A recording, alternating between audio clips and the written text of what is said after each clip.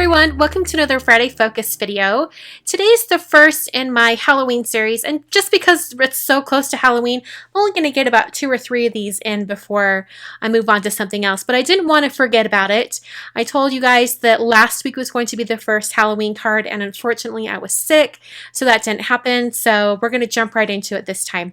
So this last week has been the Tim Holtz Creative Chemistry 102 class at onlinecardclasses.com, and on one of the days he talked all about paints, and it made me want to break out my paints. I haven't used them too much in the past, but seeing Tim use them in class was awesome. I basically took crushed olive, seedless preserves, and ripe persimmon and just kind of globbed that down onto my craft sheet, spritzed it with a little mister bottle with a little bit of water, and then kind of just ran my cardstock right through those paint puddles. And this cardstock is not anything special, it's just marshmallow cardstock from Basil. And I'm letting those colors kind of mix and meld a little bit. They get a little bit of a marbleizing look. I didn't want too much of a marbleizing look. I still wanted kind of like streaks of paint. So I didn't move it around too much, and I mostly let it air dry. So then I moved on, while that was drying, I moved on to this Bottom Line Alpha die set from My Favorite Things. And I just die cut the word boo. So a B, an O, and then another O out of some Nina Solar White cardstock.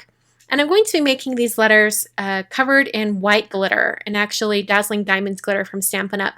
So I'm coating the letters with Versamark ink, and then I'm going to be picking them up really carefully with my tweezers, like super carefully, just the corner of the letters. I'm picking them up and applying some heat and stick powder. This heat and stick powder is from Stampin' Up. There's also Judikin's sticky stuff embossing powder, which does the same thing. You basically put the powder on, heat it just until it melts, and that makes it super sticky.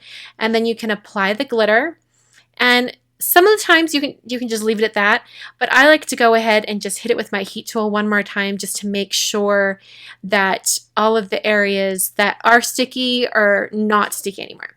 So I moved on to this new stencil from Tim Holtz. This is the Shadder Stencil, and it just came out, and it looks really cool. It looks like a spider web. One of the examples in class kind of used it as a spider web, so I thought it'd be kind of fun to use that. Same kind of idea. And I'm going to be stamping with it, or I think Tim called it a monoprint. You'll need to take the class to get more details on that, but it was just really, really cool. He showed all these different ways you can use your stencils. And stencils are really popular right now, so I was really happy to see all those different ways you could use them. It made me really think about how to use them out of the norm. So I'm taking my stencil and putting it down into that paint. And as I was doing this, I was thinking, I wonder if you could do this with black ink. And I don't think you could. You want to get quite as good of a print. I know you could, but you just want to get quite as good of a print.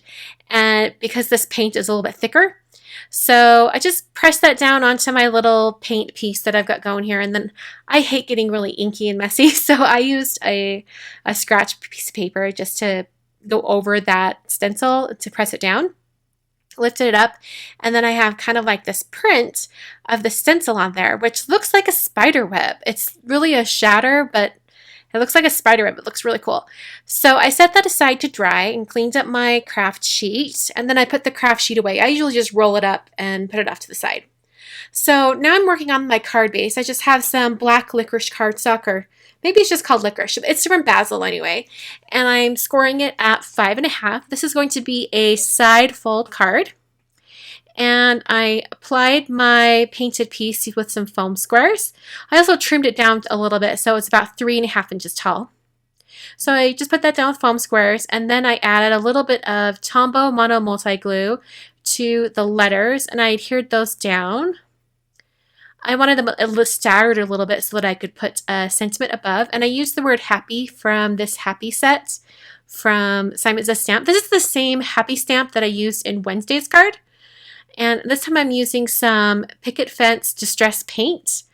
And when I put it on, the kind of blobbed on the Y, so I went in with the bottom point of a brush, just like the plastic end of the brush, and kind of scraped away some of that paint, and it brought in a little bit of that Y and put more detail on it so it wasn't such a blob. So then I took some washi tape from Queen & Company. It's this black polka dot washi tape. And if I would have been thinking about it before I applied the whole paint piece to the card, I would have done this before putting it on the foam and all that. But I didn't think about it until the end of the card, so that's why I had to go around the fold of the card. Then I punched that top corner, and that finishes the card for today. Kind of a really simple but kind of grungy looking Halloween card. And I hope you guys enjoyed the card today.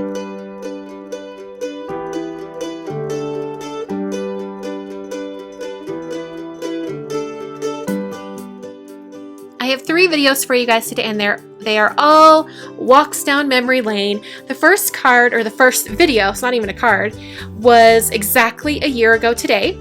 The one in the center was 2 years ago. I think it was today, or maybe the day after, or day before, I'm not sure. But I was already 7 days into my holiday card series. So that year, in 2011, I did my card series super early. And then the last video was 3 years ago in 2010. And looks like I was doing a little bit of blender pen coloring with dye inks from Stampin' Up. But go ahead and check any of those videos out. And if you want to see more videos like this, or you just want to make sure that you never miss one of my videos in the future, go ahead and hit that subscribe button in the top corner. And you can always find me at my blog at kwernerdesign.com. You can follow me at Instagram, Twitter, Facebook, and Pinterest. And I'll catch you guys on Monday for a new video.